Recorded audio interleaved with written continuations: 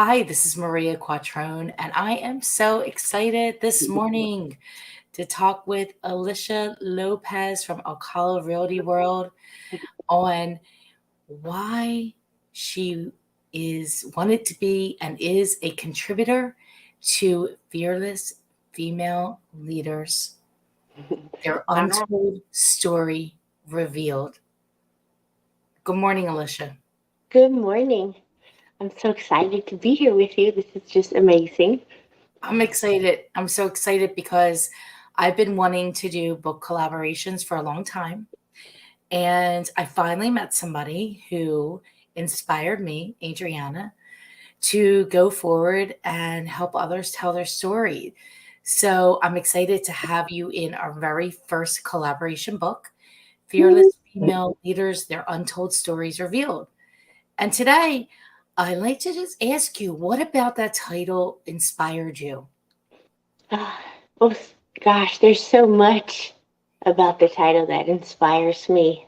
Uh, Honestly, it's a daily thing that I always have in my head. Like my favorite, we all have those little quotes and our little sayings, and my favorite saying that I always refer back to almost pretty much on a daily basis is fight through the fear and do it anyway. And I always have my mom in the back of my head, like, honey, just go, just push forward. You can do this, and like, you got this, and pick up your big girl panties and go. And that's what it is, because everybody's like, oh, well, you know, Maria, you're fearless. Alicia, you're fearless. And we're actually not really fearless. Like, we That's right. have the fear, right? But we push Yes. through. And that's that difference, because everyone's scared. Yes. And I don't know about you, but sometimes like, I wake up, I'm like, what in the world am I doing? Right? Like, okay, God, you put me here. Obviously, you think I can do this. So I'm going to go. But Oh, I'm like in tears right now because we all have the fear. And that is exactly what the book is about. It's about fighting that fear and doing it anyway. Because we're fearless because we do it, not mm-hmm, because we're afraid. We are afraid, but we do it anyway. That's what the mm-hmm, fearless means.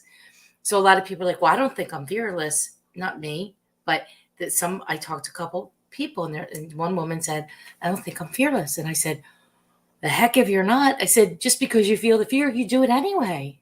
yep, mm-hmm, Look how far you've come, right? So this collaboration is going to be around about 30 women and these stories. I can't wait.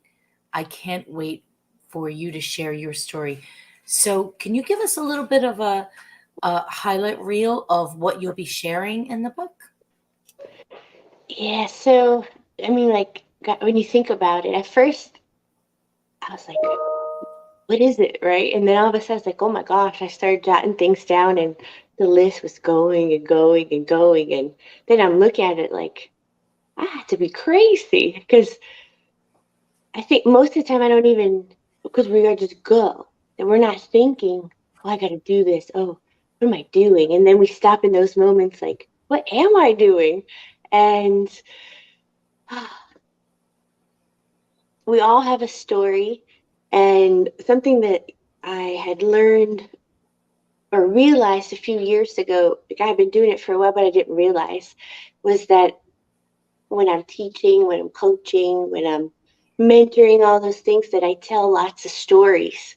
And like, I didn't realize that that's, a way of delivering your message, until somebody was like, I love how you always share your stories. It helps me remember what I'm supposed to do in certain situations. And it was like the light bulb went off, like, oh yeah, I do that. And at first it wasn't intentional. And then I realized it was just part of the way I taught and the way I mentored. And so we all have a story, and it goes back since childhood, right? And we don't think about those things until, right, we get older, and then we're like, oh, that's why I do that, or that's why I'm this way. And for me, like, I wouldn't be where I am today without, my story, just like you and all these amazing ladies that we get to story really goes back to like the power of my health. And I know that sounds crazy, but and I know you know a lot of this story, but Yes. my every day is putting my health and my well-being first. And a lot of women, I don't even say a lot, I would say the majority of women, we don't put ourselves first. We don't put our health first because we're so busy taking care of everybody else around us. And we hear this all the time, like, take care of you, you got to be number one. And then as women, we're like, oh no, that's so selfish. Why would I do that? And, I'm not selfish. I don't want to. But then if we don't, we're not good for anyone. So my story and the reason I can sit here today and be here with you and have even the mental clarity to be able to share anything with anyone is because of me putting my health first 10 years ago. I mean, I thought I was going to die. And I remember thinking, like, that's it. Like, I've been working so hard and um, just had baby, our kids were all either still in diapers into pull-ups, just coming out of the pull-ups, and I like all that for nothing. And so the last decade, I've been on this journey of my health, my mental health, my physical health, and that's the story that I want to share with women because I was so blessed to meet the right people along the way, and a lot of people in general, they don't get that or they're not paying attention to that. And so I want to be able to share with the world about how if you know, having the right health care and the right people in your circle that care about you and learning how to take care of yourself, you can accomplish anything that you want to. Whatever you put your mind to, you can do it. It's all possible. But if you don't feel good, you might get there, but it's going to be slower. It's going to be harder. And then maybe when you do get there, you can't enjoy it because you just don't feel good. So that's the message I want to share with everyone. It's so beautiful. I'm in tears Oh, I because got goosebumps. that story resonates with me, and without your health you have nothing. Yeah. And really, really understanding that if you take care of yourself first, then you could do so much more. And in fact, you had to go through something terrible Hmm. to wake up and make the changes that you needed to make. And if you can help somebody through your story not have to go through that, and even if it's just one person, right? Hmm. One Absolutely. person, that's all it takes to Hmm. make a difference. Yeah. To make a Yeah. difference. I, Hmm. yeah, I've struggled with my health for, the gluten free, can't eat this, can't eat that, now can't eat carbs, blah, Yeah. blah, right? Oh, The yeah. sugar's too high. So before I even knew the sugars were too high, I stopped eating sugar. Hmm. I remember. Hmm. Well, I stopped now. I haven't had sugar for almost like 120 days. That's awesome. No sugar. So wait, so I was telling like you, the story, telling the story to your company, to the people Hmm. in your organization, the story of stopping the sugar. Then, okay, I got confidence. And then, okay, let's go for the walks. Great. Let's go for longer bike rides. Great. Let's eliminate the carbohydrates. Great. Now let's lift weights. All is a journey, right? Layering your Oh, health. yeah. Hmm. And I think a lot of times because it's hard. And I mean, but then life's hard, right? And I just am what like, is it it? is what it is now. Yeah, but it's It's either part gonna of, be go ahead. no, no, no, it's okay. It's part of what we have to do. Like, Hmm. and it's not, it just becomes like brushing the teeth, right? Or taking a shower. Okay, got to get my exercise in. It has to Hmm. be, it has to be that robotic. that Oh you yeah. wouldn't leave the house without brushing your teeth, right? You Hmm. might leave the house without taking a shower, but you wouldn't. I don't know. I would never leave my house without brushing my teeth. That's something. Right. So it's like it has to be that robotic that you take your health in and you put it before anything else. Hmm. Anything. Yeah. You can't take care of your children if you can't take care of yourself. Oh yeah. Oh gosh, yes. And like a lot of women, they're like, Alicia, how do you? And, it's always like, how do you do that? And how do you? And how do you? And then when I'm like, well, do you really want to know? And they're like, yeah, yeah, I do. Tell me. Because, right, everybody wants the quick fix. It's normal. We're humans. We're all like, ooh, how do I do that? I want that. And when I say, really want to know, because I don't think you want to know. And like, no, I do. And when I start to explain to them this journey that I've been on and with my health and like the exterior, what they see, that's just really a reward of so much Hmm. discipline and hard work and pain, and a lot of crying and a lot of why, and right. And then they're like, oh, I got to, like, I can't have cookies. Well, maybe you can. I don't know, but I can't. We're the same with the gluten and the sugar. When I have gluten, when I have sugar, my hands hurt so bad, like arthritis, that like I can't move my hands. I can't close my hands. So for me, I'd rather be able to move them than to eat a chocolate chip cookie. And I love chocolate chip cookies. Don't get me wrong, right? Who does? Come on. If you don't love chocolate chip cookies, there's something wrong with you. And you know Right? what? I make the best ones in the world, and I can't eat them anymore. Mhm. I know. But it's that trade off that I'd rather feel good than have that taste in that moment. And I've always lived by, would you rather have a moment of satisfaction for a lifetime of misery? Because I'm in that moment sometimes I'm like, oh my gosh, like that Yes. cake, the cookie, because I've always had that sweet tooth.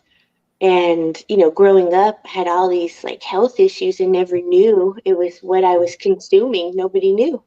And so now that we know, and I mean, it's there. And so now, like, oh my, like those moments, and I'm just gonna, like, wait a minute, Alicia, remember the last time you did this? You couldn't close your hands for 2 weeks. So I have to remind myself that, because like if I can't close my hands, then I can't exercise. Then my mental clarity, because that's like my um, walking on the treadmill. That's how I keep my mind straight. So then it's hard for me to do that, and then I can't think. And then being a mom and being a wife and being a business owner and a broker and a leader and all these things, like it affects everything just if I decide to eat a cookie. So that's a lot of that domino effect, the negative stuff is going to happen for me to do that. And it's been hard. Have I failed? A lot. And now I'm fine. But you know what? I'm human. And I get reminded of that a lot with the people that love me that are around me, like, Alicia, you're human. I'm like, I know, but right, because we're so hard on ourselves. Yes. Yeah, so it's, and something I've learned through all this too is there's so many people that go through what we're going through with this. It's like we're not alone. And if you don't speak up and you don't share your story, then others are thinking, I'm the only one, because we get so stuck in our head. And I've been in those moments too, that I'm just like, I'm the only one and nobody understands me.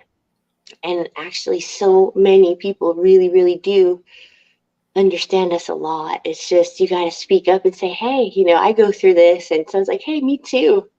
And then others around, like, wait a minute, I'm going through that too.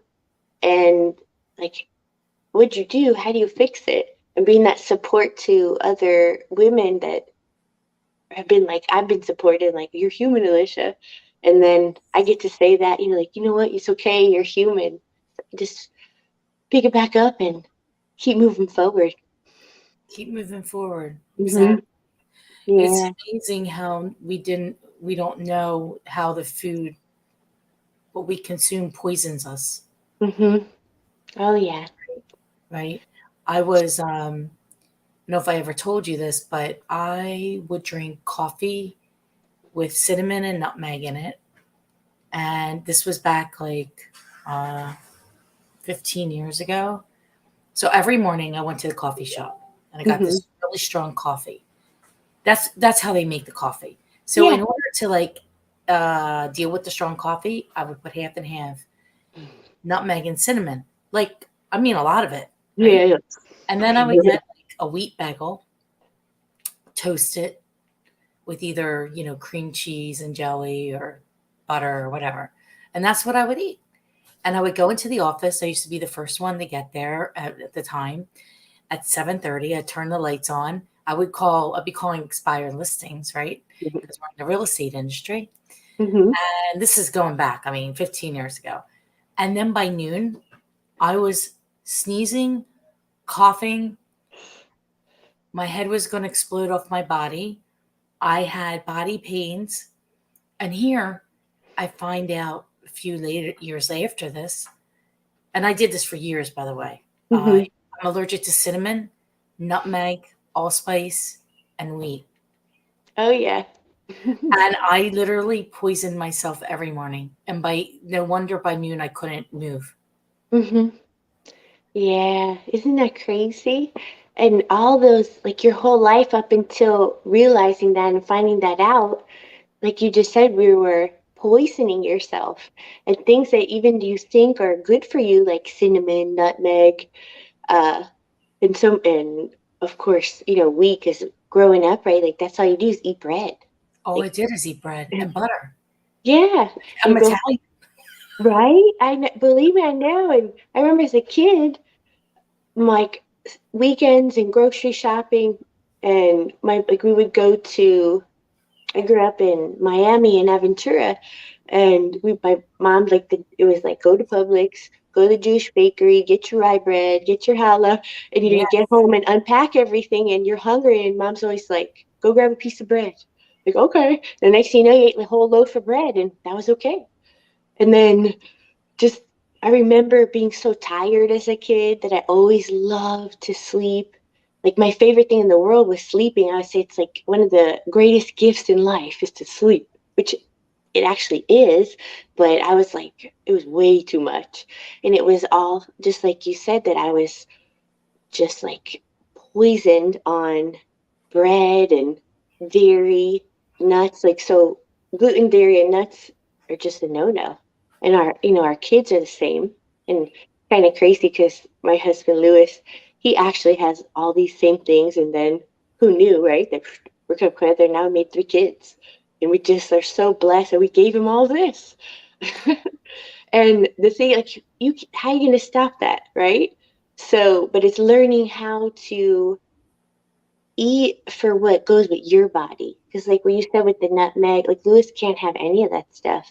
And our whole family, we can't have garlic, onions, spinach, kale. So, all the like spices and vegetables and all that are in that category, our whole family cannot have. And the minute we cut all that out, it was like, the world changed. Our inflammation went away, allergies, like when you were saying about sneezing and coughing. So Lewis would just have allergies 24/7.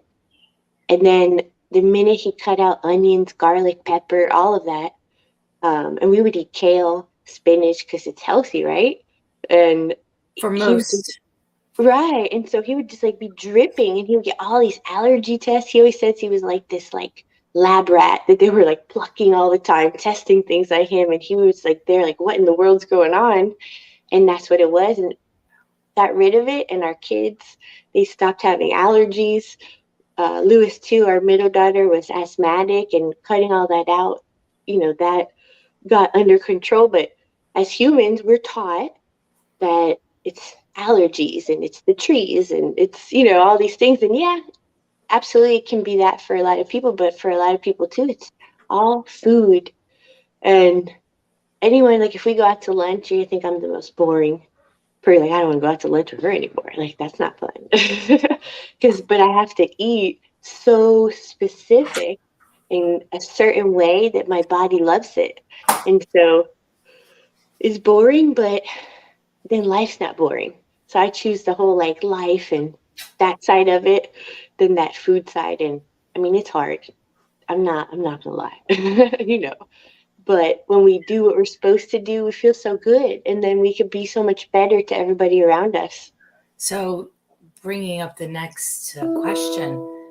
So, how did all of that now with your business change your business? Because it has changed since you made all those changes.